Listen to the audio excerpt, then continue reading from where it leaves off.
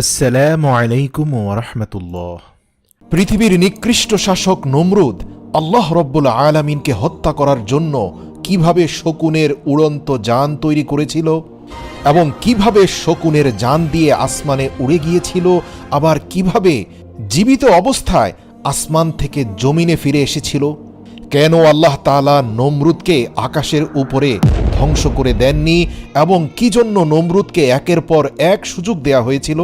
প্রিয় দর্শক, শুরুতেই বলে রাখি, নমরুদ এবং ফেরাউনের মধ্যে একটি গুরুত্বপূর্ণ পার্থক্য ছিল। ফেরাউন জানত আল্লাহই হচ্ছেন পৃথিবীর সৃষ্টিকর্তা, পালনকর্তা, কিন্তু জেনে শুনে সে এটা গোপন করত। কিন্তু নমরুদ ছিল মাথা মোটা। নমরুদ এবং ফেরাউন দুজনেই নিজেকে খোদা দাবি করেছিল, কিন্তু নমরুদ কখনো জানত না যে তার উপরে আরেকজন সৃষ্টিকর্তা রয়েছে। আর এজন্যই আল্লাহ রব্বুল আলামিন ফেরাউনের থেকেও নমরুদকে বেশি সুযোগ দিয়েছেন নিজের ভুল বোঝার জন্য।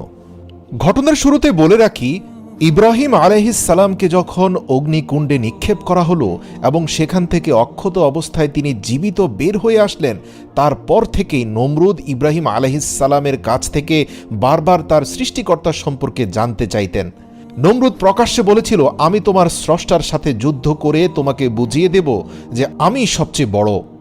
জবাবে ইব্রাহিম আলাইহিস সালাম বারবার এক এবং অদ্বিতীয় খোদার দাওয়াত নমরুদকে দিতেন। নমরুদ বলতো, আমি অন্য খোদার বশ্যতা স্বীকার করতে পারি না, তবে আমি শীঘ্রই তোমার খোদার প্রাণ শেষ করে তার রাজ্য কেড়ে নেব।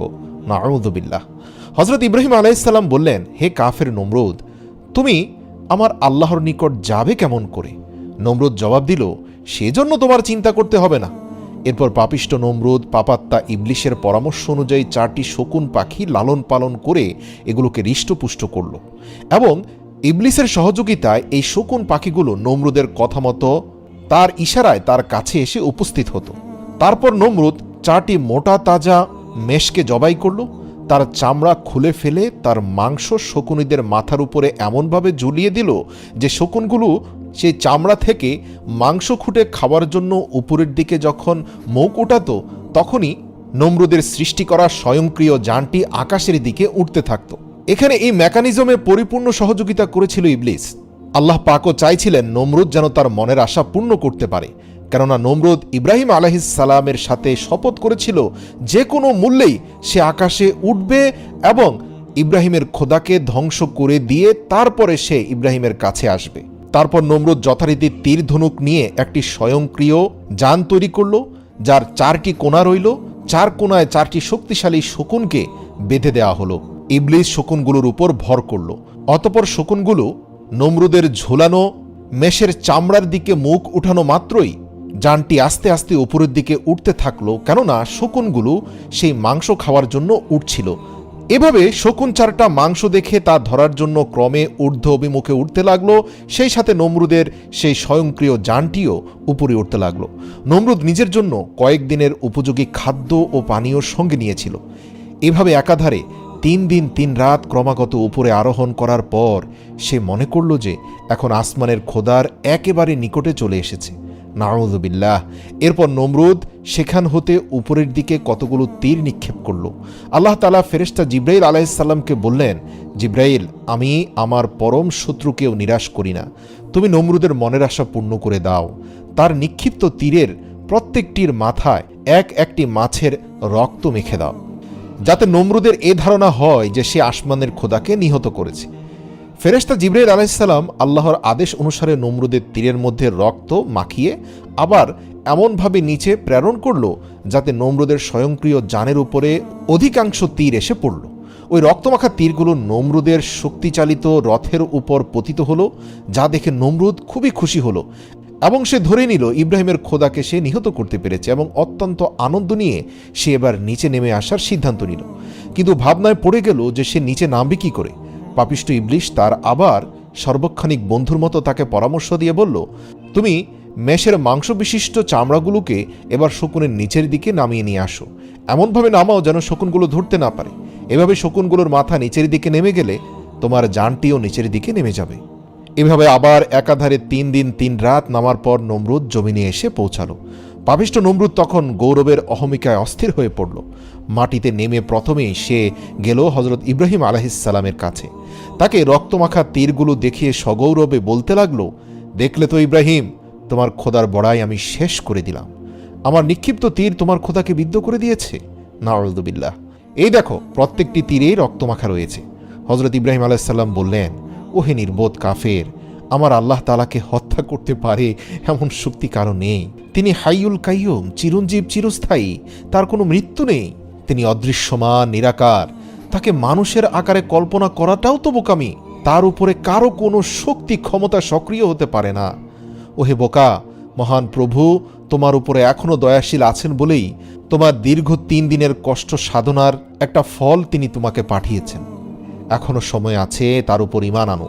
কথাগুলো শুনে নমরুদ প্রচণ্ড রাগান্বিত হয়ে বলল, বলো তোমার খোদার শূন্য সংখ্যা কত? আমি এক্ষুনি তোমার খোদাকে শেষ করে দিচ্ছি। হযরত ইব্রাহিম আলাইহিস সালাম বললেন, আমার খোদার সৈন্য সামন্ত এর সংখ্যা আমি নিজেও জানি না, তা অসংখ্য, কেউ এর সংখ্যার হিসাব দিতে পারবে না। তিনি নিজেই শুধুমাত্র এর সঠিক সংখ্যা জানেন। বাদশাহ নমরুদ বলল, আচ্ছা সমস্যা নেই, তোমার খোদার সৈন্য সংখ্যা জানার আমার তেমন কোনো প্রয়োজন নেই। তবে তুমি তোমার খোদাকে আমার সাথে যুদ্ধ করার জন্য প্রস্তুত হতে বলো। আর যদি তাদের আমার সঙ্গে যুদ্ধ করার সাহস থাকে তবে সামনে আসতে বলো। যদি সামনে না আসে আমি ভেবে নেব তারা ভীত কাপুরুষ। নাউযুবিল্লাহ। হযরত ইব্রাহিম আলাইহিস সালাম বললেন, ওহে নির্বোধ, আমার খোদার সেনার সাথে যুদ্ধ করতে যদি তোমার এতই আগ্রহ থাকে তবে বেশ তাই করো। তুমি তোমার সকল সৈন্যকে প্রস্তুত হতে বলো। নমরুদ তার অসংখ্য সৈন্যবাহিনীকে খোদাই বাহিনীর সাথে যুদ্ধ করার জন্য প্রস্তুত হওয়ার আদেশ দান করলেন। তার সৈন্যবাহিনীর মধ্যে সাজ সাজ রব পড়ে গেল। তাছাড়া নমরুদ সারা দুনিয়ায় তার যত অধীন এবং অনুগত রাজা বাদশা ছিল তাদের সকলের প্রতিও কড়া আদেশ দিল যে অবিলম্বে তারা যেন নিজেদের সৈন্য সামন্ত সহ বাবলের দিকে রওনা হয়। আল্লাহু আকবার। প্রিয় দর্শক, ইতিহাস থেকে জানা যায় পৃথিবীর ইতিহাসে 3 জন বাদশা পুরো পৃথিবীকে শাসন করেছেন। এদের একজন সুলাইমান আলাইহিস সালাম, দ্বিতীয়জন জুলকারনাইন এবং তৃতীয়জন নমরুদ। নমরুদের নির্দেশে পুরো বিশ্বের সকল সৈন্যবাহিনী এক প্রবল আসমানি সৃষ্টিকর্তার বিরুদ্ধে যুদ্ধের জন্য প্রস্তুত হলো। আল্লাহু আকবার। এই আদেশ পেয়ে বাহিনীতে যত সমান্ত আছে সব নিয়ে রাজা বাদশাগণ বাবলে এসে একত্রিত হলো। হযরত ইব্রাহিম আলাইহিস সালাম নমরুদের কীর্তিকলাপ দেখে আল্লাহর দরবারে দোয়া করলেন, হে মাবুদ, আপনি সকল কিছুই দেখছেন। বাদশা নমরুদ যেভাবে স্পর্ধার সীমা ছাড়িয়ে গেছে এবং অহংকারের ধারাকে সরাজ্ঞান করছে, তার দর্প শেষ না করলে দুনিয়ার সাধারণ জনগণও তা দেখে ব্যাপক আকারে বিভ্রান্ত হবে এবং বিপদে চলে যাবে। ইতিমধ্যে আপনার পাঠানো রক্তরঞ্জিত তীরগুলো দেখিয়ে সে অসংখ্য মানুষকে পথভ্রষ্ট করছে। আল্লাহ রাব্বুল আলামিন হযরত ইব্রাহিম আলাইহিস সালামের দোয়া মঞ্জুর করলেন। ফেরেশতা জিবরাইল আলাইহিস সালাম এসে হযরত ইব্রাহিম আলাইহিস সালামকে জিজ্ঞেস করলেন, ইয়া রাসূলুল্লাহ, ইয়া খলিলাল্লাহ, আপনার চিন্তার কোনো কারণ নেই, অতি শীঘ্রই আল্লাহ তাআলা পাপিষ্ঠ নমরুদকে চরম শাস্তি প্রদান করবেন। নমরুদ ও তার বেঈমান সৈন্য সামন্ত সকলেই ধ্বংস হয়ে যাবে। কথিত আছে যে বাবেলে বিভিন্ন রাজ্য হতে এত অধিক পরিমাণে সৈন্য এসে একত্রিত হলো যে তাদের তাঁবুর বহর প্রায় 50 মাইল এলাকা ব্যাপী বিস্তৃত হলো। আল্লাহু আকবার। হযরত ইব্রাহিম আলাইহিস সালাম নমরুদের এমন সৈন্য সামন্ত একত্রিত হওয়া এবং প্রস্তুত হওয়ার পরেও ইব্রাহিম আলাইহিস সালাম তাকে গিয়ে বললেন, হে নমরুদ, তুমি কার বিরুদ্ধে যুদ্ধ করতে চাচ্ছ? চিন্তা ভাবনা করে দেখেছ কি যার নিকট তুমি ও আমি সকলেই মুখাপেক্ষী, যিনি আমাদের সকলের রুজির ব্যবস্থা করেন, যার ক্ষমতা এত অসীম ও প্রবল যে ইচ্ছে করলে তিনি চোখের পলকে সারা পৃথিবী শেষ করে দিতে পারেন। তার বিরুদ্ধে এমন জাঁকজমকের সাথে যুদ্ধ প্রস্তুতি গ্রহণ করা পৃথিবীর সবচেয়ে বড় নির্বুদ্ধিতা। এখনো সময় আছে নমরুদ, তোমার প্রভু তোমার উপর এখনো দয়াবান। দেখতে পাচ্ছ এখনো আসমান থেকে কোনো আযাব নাজিল হয়নি, কেননা তুমি অজ্ঞ এবং মূর্খ। তাই তোমার প্রভু এখনো তোমার প্রতি ধৈর্যশীল আছেন। তুমি এক আল্লাহর প্রতি বিশ্বাস স্থাপন করো। ইব্রাহিম আলাইহিস সালামের কথা শুনে পাপিষ্ঠ নমরুদ বলল, হে ইব্রাহিম, তুমি আমার এই সামান্য প্রস্তুতিতেই ভয় পেয়ে গেছো বুঝি? তোমাকে আমি এর আগেও বলেছি, আবারও বলছি, তুমি আমাকে এখনো তোমার খোদার শক্তির মিথ্যাভীতি প্রদর্শন করা বন্ধ করো। আমি তোমার এসব কথায় ভয় পাওয়ার মতো লোক নই। তোমার খোদার শূন্য সংখ্যার নাকি কোনো শেষ নেই। আমি দেখতে চাই এই সকল শূন্যের শেষ কোথায়। আর বারবার আমার কাছে এইসব দাওয়াত নিয়ে এসো না, ওই কথা শুনলে আমার বিরক্তি লাগে। নমরুদের কথা শুনে আল্লাহর নবী হযরত ইব্রাহিম আলাইহিস সালামের মনে বড় কষ্ট এবং ব্যথা লাগলো। তিনি আল্লাহর দরবারে ফরিয়াদ করলেন, হে মাবুদ, আমি নমরুদকে তোমার পথে আনার ভুল চেষ্টা করেছিলাম, কিন্তু আমি যতই চেষ্টা করি ততই আমাকে দুর্বল ভেবে সে নিজেকে অজেয় শক্তির অধিকারী বলে মনে করে। অতএব এখন আর তার শাস্তির বিধান না করে পারা যায় না। সঙ্গে সঙ্গে আল্লাহর তরফ হতে ওহির মাধ্যমে জিজ্ঞেস করা হলো, হে আমার বন্ধু, তুমি বলো নমরুদের বিরুদ্ধে আমি কোন ধরনের সৈন্য পাঠিয়ে দেব? তখন হযরত ইব্রাহিম আলাইহিসসালাম আরজ করলেন, হে মাবুদ, নমরুদ যত বেশি বড়াই করুক না কেন, তোমার সামান্য একটি বাণীতেই তা ধ্বংস হতে পারে।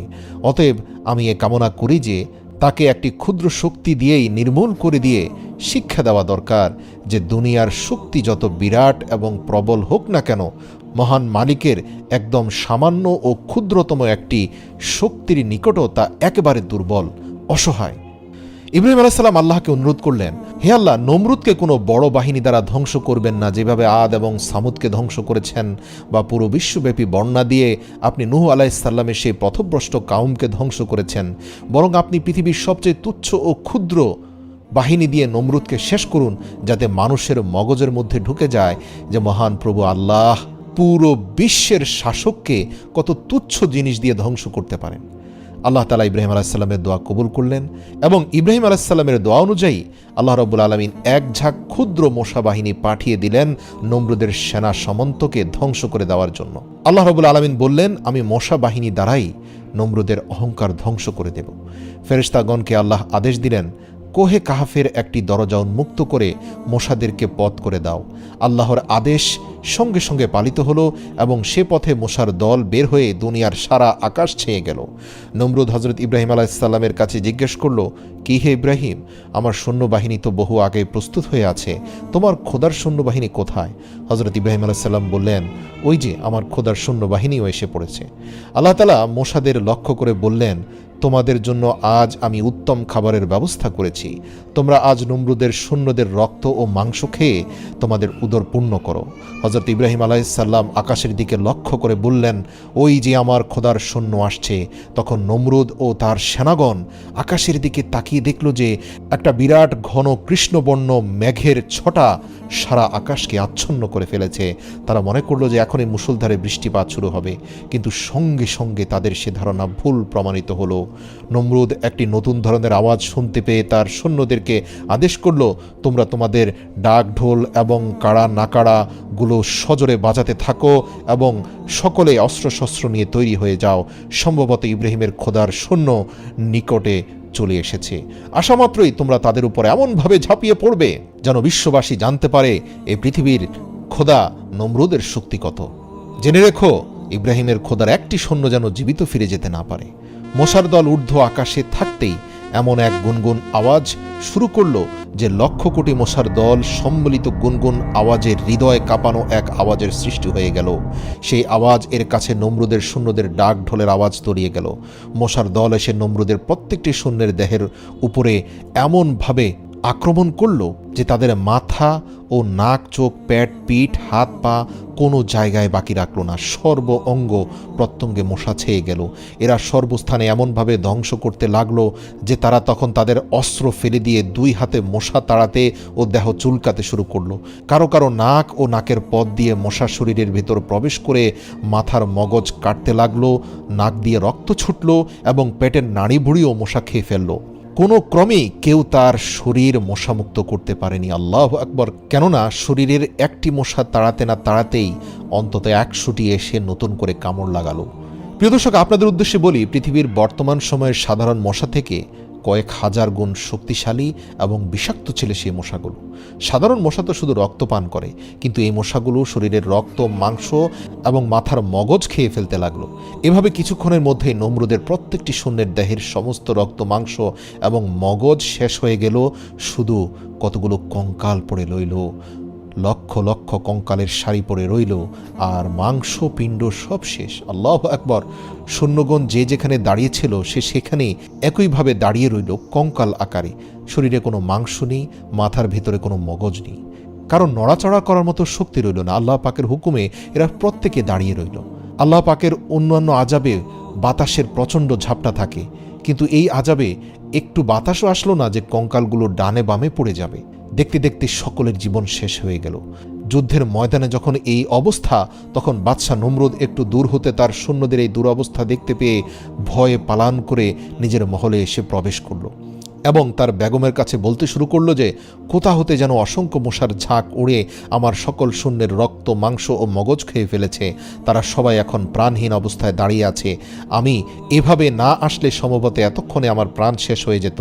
নমরুদ যখন তার বিবির নিকট এই বিবরণ প্রদান করছিল, ঠিক সেই মুহূর্তে ওই মশা বাহিনীর সেনাপতি অর্থাৎ সবচেয়ে বড় মশাটি উড়ে এসে নমরুদের নাকের ছিদ্র দিয়ে মগজে প্রবেশ করে বারবার দংশন করতে লাগলো। তাতে অস্থির হয়ে মহাপাপী নমরুদ উচ্চস্বরে চিৎকার শুরু করলো। তার অবস্থা এমন হলো যে প্রবল যন্ত্রণায় সে দুমড়ে মুচড়ে গেল। ছোটাছুটি, দৌড়াদৌড়ি, লাফালাফি করতে লাগলো, কিন্তু কিছুতেই তার কিছু হলো না। আল্লাহ পাকের হুকুমে সেই মশা নমরুদের মগজও খেলো না, কিছুই করলো না। শুধু মগজের ভিতরে প্রচণ্ড রকমের পেইন অর্থাৎ যন্ত্রণা দিতে থাকলো। নমরুদের মাথার ভেতরে বসে সেই মশা নমরুদের মাথার মগজ নিয়ে খেলাধুলা শুরু করলো। অস্থিরতায় পাগলের মতো এদিক সেদিক দৌড়াতে লাগলো নমরুদ। এই মারাত্মক অবস্থা থেকে সে কিভাবে মুক্তি পেতে পারে উপায় খুঁজতে লাগলো। বাদশা দিশেহারা হয়ে নিজের পায়ের জুতা খুলে নিজেই তার মাথায় আঘাত করতে লাগলো।